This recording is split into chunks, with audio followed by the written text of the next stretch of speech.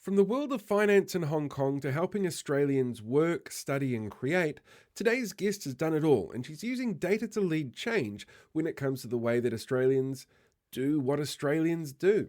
Today's guest is Selena Li, and we're going to be learning a lot more about her and her role at Officeworks on today's episode of the Data Radio Show.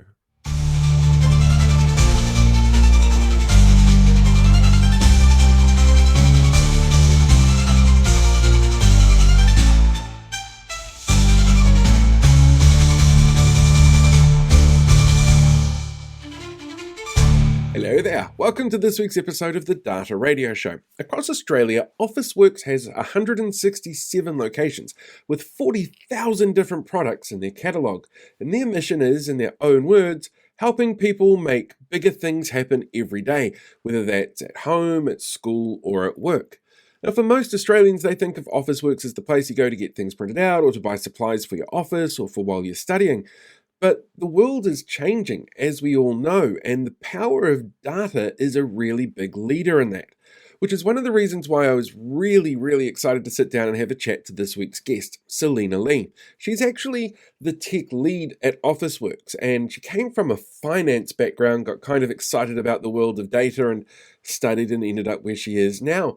But as she points out, her job isn't cut and dry. There's a lot of crossover between things like a data architect or a data analyst or pretty much any job within the data sphere. So join me as I sit down and have a catch up with Selena. We learn a little bit more about her journey and her advice for people who want to get involved in the data field, which is, a really exciting thing to sit down and hear her talk about. To it then. Selena Li, thank you very much for joining me. You are the make sure I get this right, tech lead for data products at Officeworks out of Australia. Officeworks is a pretty big company there, isn't it? Like it's a bit of a staple now, no pun intended, to the way that Australians do things and like set up offices, set up educational spaces, things like that. For me, as somebody who I sort of built my own office in that here, I'm kind of curious what a typical day actually looks like for you. Yeah, so you mean the typical day in Officeworks or like as a data engineer or both? A bit of both, really. I realize that there's things that you certainly wouldn't be able to talk about. Totally get that. But I'm kind of curious how data engineering kind of falls into something that Officeworks does, like how the two overlap. Yeah. Okay. So I think maybe I'll just talk about like what's a typical day like for a data Yeah. engineer. Like, yeah, because actually, to me, like, there's no very typical day because every day will basically be very different. It Hmm. well, depending on, like, for example, which kind of project you're currently on and what the stage of that particular project is at the current moment. So basically, data engineering is nothing but, like, it's basically an art of how to bring the data to your internal and external customers or users, making the data available to them in a timely manner, making sure the data is in a good quality, and of course in a secured way because people are concerned about the Hmm. like data breaches and data leakages these days. And we wanted to protect personal information as well. So it's all about making sure the data available in time, accurate, complete, and also, of course, secure as well. So the daily job will really depend on, for example, sometimes you will be building some new data pipelines to onboard some new data sets from a new source system. Sometimes you will be basically supporting some business initiatives, making sure you pipe the data in the way that the data becomes available to the end user. And then sometimes you'll be working on, for example, enhancing the data governance, for example, data quality, lineage, and availability, and so on. And sometimes you'll be basically working on some, like, fixing some existing pipes. But overall speaking, if I look at the work content of the data engineer, for my current job, I'll perhaps divide it into several parts. Maybe like 50 or 60% of the job is about supporting, like, business initiatives. So, for example, for Officeworks, like we joined the Flybys program in the December of 2021, and currently we're also joining like the One Pass program, which is the like a membership program provided by West Farmer Group. So what we did, for example, is to basically pipe the data in the way, for example, to make sure it satisfies the business requirement. For example, now as a OnePass member, you can enjoy like 5 times of Flybuys points when you do transactions with Officeworks. So what we did is basically pipe the data in the way like you can get that 5 times bonus points. So this is one example that, for example, the business initiatives. So maybe like 50 to 60% of my time is on that. And another like 20% is maybe on how to uplift the current data platform, because we're currently having running our data platforms in like using some of the modern stack technologies, such as AWS, Snowflake, and so on. We wanted to make sure our platform is up to date, and we can uplift the data platform capabilities. And also sometimes we look at how to improve the data management part by onboarding some new tools or framework, for example, for data quality and so on. So that will be another 20%. And I think another 10% will be basically do some support and troubleshooting. For example, as mentioned, maybe sometimes the existing pipe just got broken, and you need to fix the pipes and making sure those bars can be removed at the first time, and making sure we are satisfying all those data service level agreement SLAs, making sure the user is happy. And for the left of the 20%, maybe 10% is more on meetings, because 10% might be sounds like small compared to what I daily spend time on the meetings. But basically you have, because you run things in agile, you're going to have the ceremonies, cadences, and the meetings like stand-ups and sprint planning and the like retrospective sessions and so on. So that will be about 10% of the work content. And maybe the final 10% is on like continuous learning and development. You will be looking at learning new stuff, because every time, like maybe a new project or new tool, everything's different. So it's just more about learning and development. Yeah.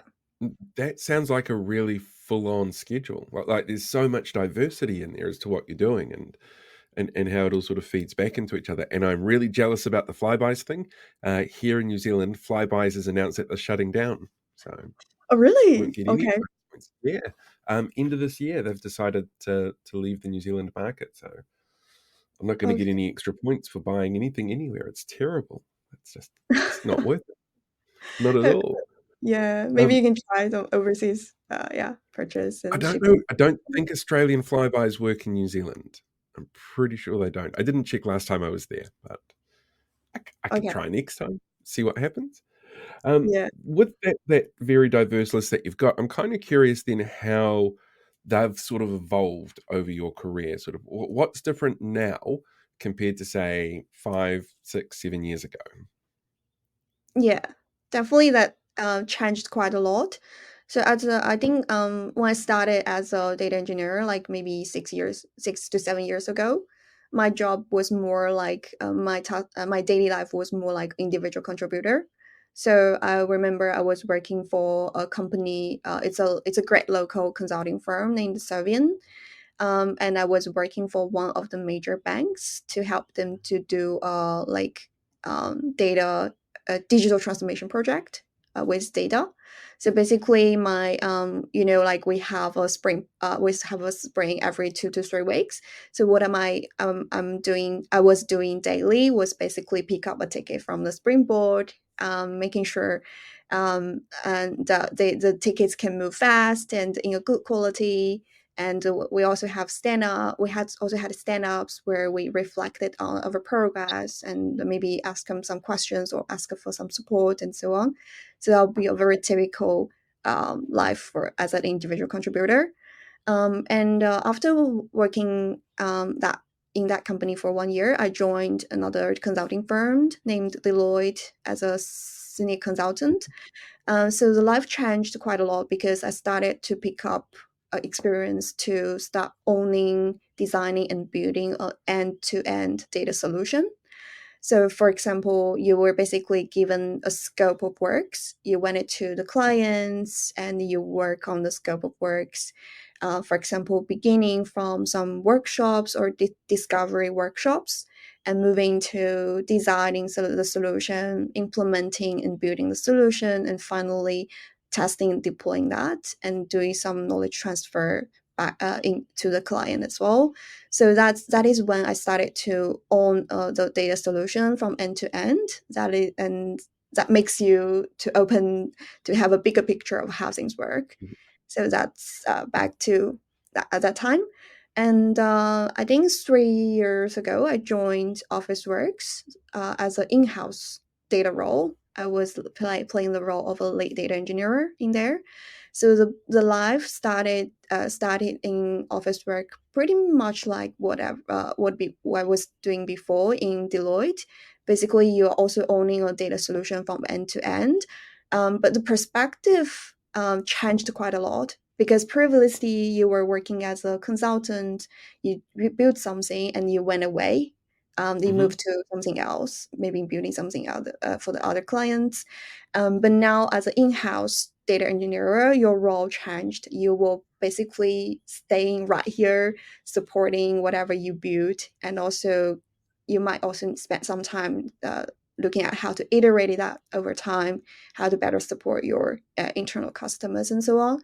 So it was when I basically started learning how to design and build things in a more maintainable or sustainable way.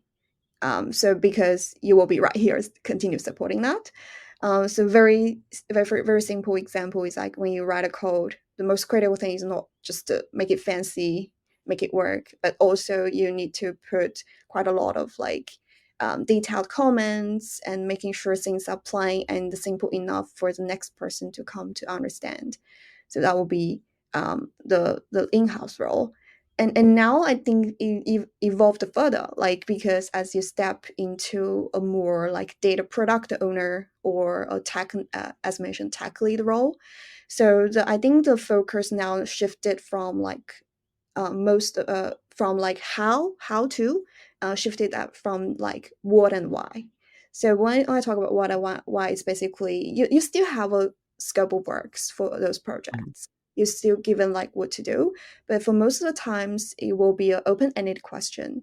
You don't the things are not like fixed for you. You just the internal customers or business stakeholders came to you saying like, I've got this question of this, I've got this problem to resolve, and you to tell what's the best way to what's the best way to help them to resolve it. So basically you are owning this data product, you are shaping that up step by step, you're owning the backlogs, you're developing the roadmaps, and also you are the person talking to the stakeholders and making sure they are meeting their requirements. And basically you look at what and why in a bigger picture, and that how to part stays there as well, like, but it's also getting bigger because previously you just look at given the tool, given the scope works, how to get it work.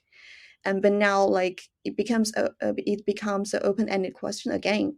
For example, you are to tell how to select the right tool for the right scenario, and you are to look at the bigger picture, looking at the business goal of the company and trying to resolve a $200 issue compared with a $5 issue. And you're trying to look at those integrations with the source systems and the target systems, making sure all the different working groups are happy, all the different departments and teams are happy, doing a win-win situation. So those kind of thing gets bigger. Yeah. Mm. It sounds like you're a bit of a nexus point for everything that's going on within the data field within that organization. A lot of pressure? Quite a lot of them. Every day it's like I think very obviously now it's getting more and more meetings compared to Hmm. the previous life as individual contributor. Nowadays, it's more like getting meetings full day blocked, back to back meetings. Quite busy, but sometimes you still need to write code, but you get to write code in the early morning or late evening. But it's quite challenging, but it's pretty rewarding because you can make a bigger impact, and you can say what you are driving can come to a very feasible solution, making the customer happy. Yeah. Um, Clearly, you are very passionate about this, which is fantastic to see in the field. I'm kind of curious how that passion was unlocked for you. Was there a spark moment that you went, "This is something I really want to do," or was it sort of, "I'm going to study in this because I know there's money in it," and then sort of getting engaged in it? I'm kind of curious as to what drives you really. Yeah, I think that I actually sharing a bit of my background. I come from China and I spent my university in Hong Kong. So Hmm. after graduating from the university, I started working in finance industry for actually 3 to 4 years. I basically worked as a financial analyst for one of the private equity firms based in Hong Kong. So my daily job was basically to support the mergers and the acquisition deals, and like for example pre-IPO investment and so on. I was Hmm. basically like doing meetings with client and performing due diligence or financial modeling. I still remember those days. I was working with financial models, like how to calculate the value of a company by discounting the future cash flows, and how to look at by looking at the PE or PB comparison with your peers and so on. So those are the very interesting experience. And I remember like out of the deals I was handling, there were two use cases which I found particularly interesting. So one of them it was like we helped a client reach out to us, and that client was basically a postdoc, PhD from a very famous university in Hong Kong, and it was daily study and researching on how to about computer visions, and he was Hmm. exploring how to launch those computer vision research works into commercialization.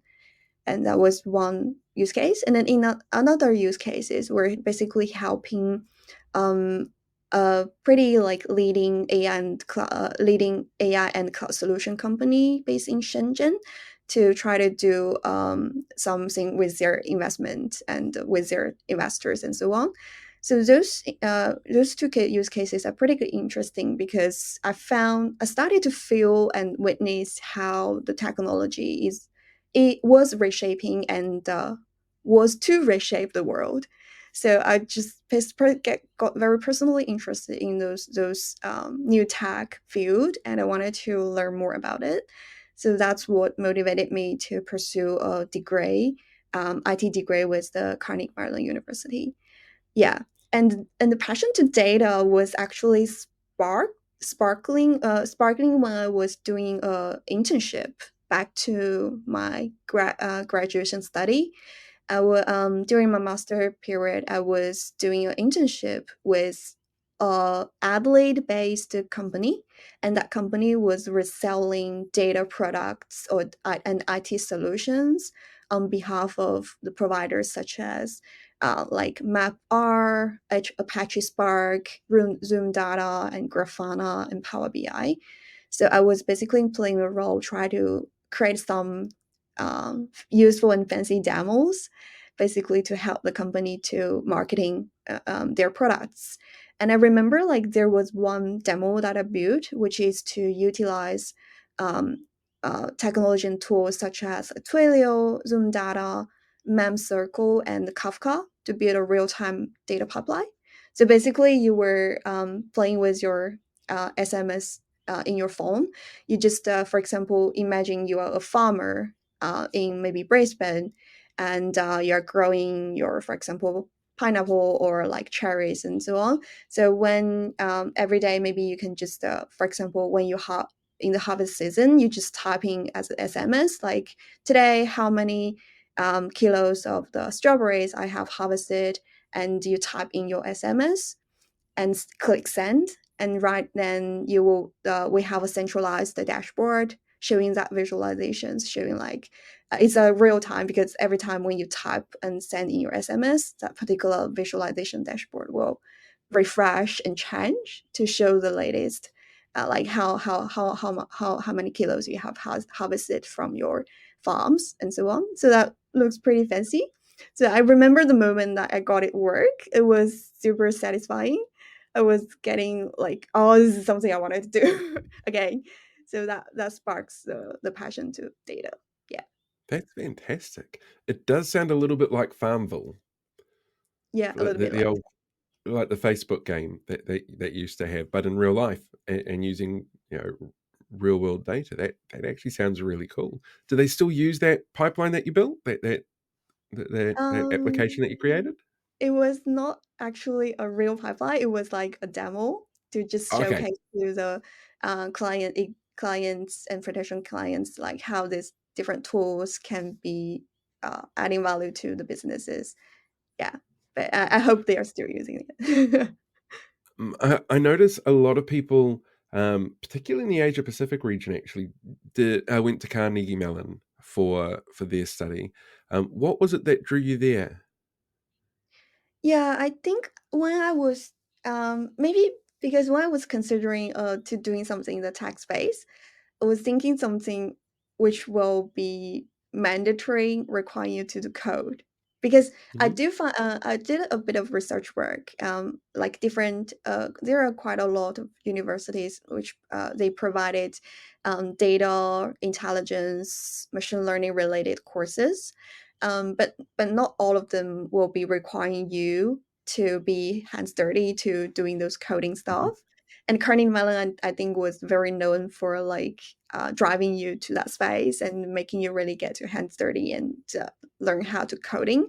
I remember very clearly there was a prerequisite of my admission to that university was you need to complete it maybe a 8-week Java course before Hmm. you got on board into the university. That's a conditional offer. So Oh that's when wow. you were pushed down the way to really learn how to code. Because I was observing someone else to like write some Python scripts and do some fancy works, and I was thinking, oh, that's cool. That's something I wanted to um, drive myself to. So that's why I chose Carnegie Mellon. Yeah. Okay. From your time there to now, what kind of trends have you been seeing in the field of data engineering? Feel the trend. I think it's it's actually a cycle. So sometimes you'll be seeing the trend of like offshore and decentralization and data mesh, for example. And sometimes after a bit of cycle, you come back to like centralization and onshore. So it's really depends on the, for example, economy landscape and which particular phase the whole industry is at in particular. um, that is one thing. And now, of course, we have seen the rising of AI, especially Mhm. generative AI, and start observing like that start impacting our ways of working. For example, in a very recent case, previously we have like build different tables to for different use cases or campaigns, and those different tables are linked to different dashboards, and people can use those dashboards to generate insights and help them to do decision making. And we have been driving a long journey to try to make this whole thing um, to be available for customers to self-serve them as much as possible.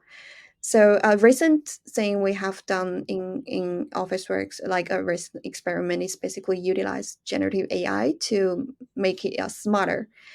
For Mhm. example, instead of you build a dashboard and you just ask people to find the answer from the dashboard, because no matter how hard you are, how much effort you put in designing and improving the dashboard, there always turn out to be questions which cannot be answered perfectly by the Mhm. dashboard.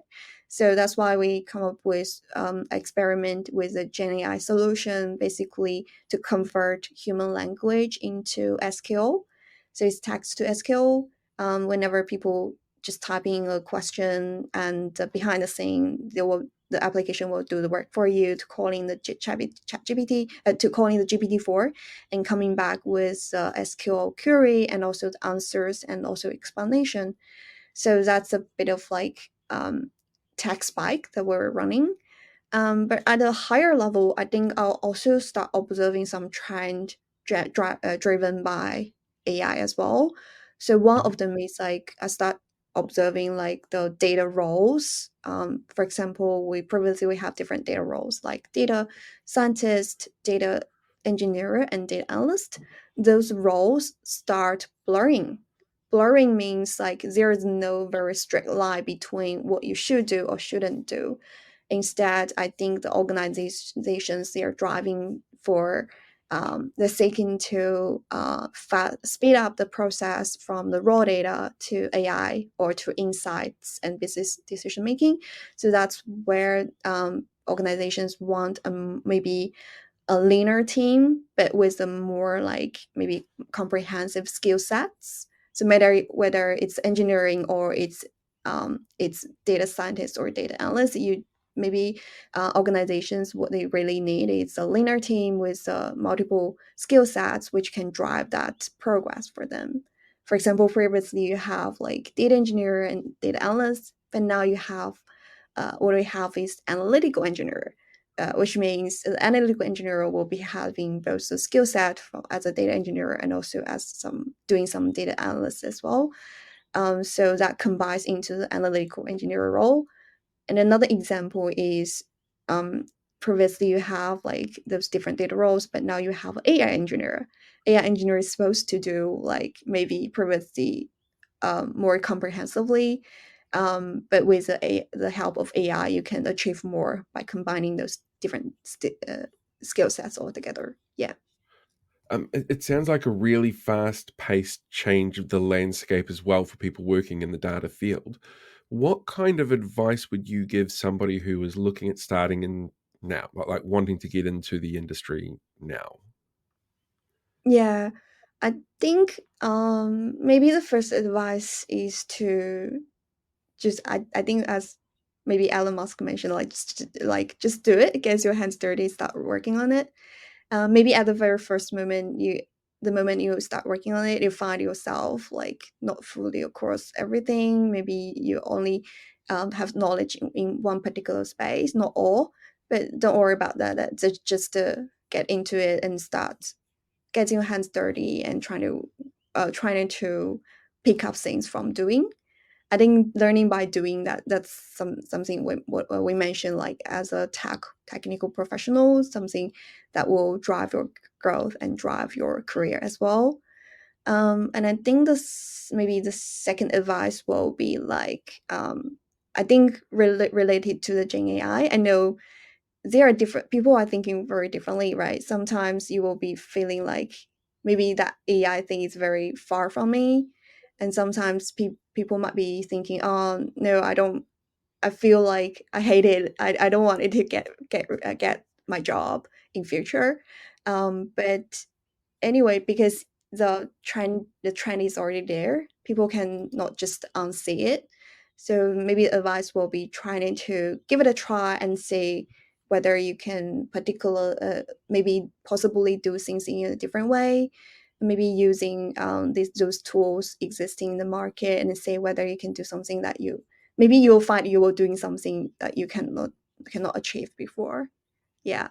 And maybe a final tip or advice might be like just because whatever role you're playing, you could be a data management role or data engineering role or data analyst role, and whatever project you're working on, and maybe like as mentioned what technology you're using. I think at an end of the day, the ultimate goal is basically to drive business value. So I think focusing on the issue, the problem itself, and to try to figure out a good way to resolve it, no matter what technology you're playing with, no matter what role you're playing. That will be the ultimate focus for the use case and resolving the problem. Yeah. Perfect. I'm out of questions, and it's been like half an hour, and this has been absolutely amazing. But I think we'll wrap it up here because I know you've got the rest of your day to do. Selena, thank you very much for answering my incredibly probing questions. It is very much appreciated. Have a Yeah, fantastic day. yeah. Thanks, Paul. I really enjoyed the. I think it's the first interview I've done in this way. But I Oh, like it. so super easy to get started. Not scary at all. Yeah. Hey, I want to thank Selena again for joining me in this week's episode. You can track her down on LinkedIn. Super easy to find. She's amazing at what she does and so onto it. And I kind of want to see whether or not her little farming app that she built is still going because it feels kind of like Farmville, but in real life. And I do miss me some Farmville. Anyway, don't forget to like, share, subscribe, tell people about this video or this podcast. Let everybody know what's going on out there, and hopefully you all learned something from it. Until next time, may the force be with you and have a fantastic week.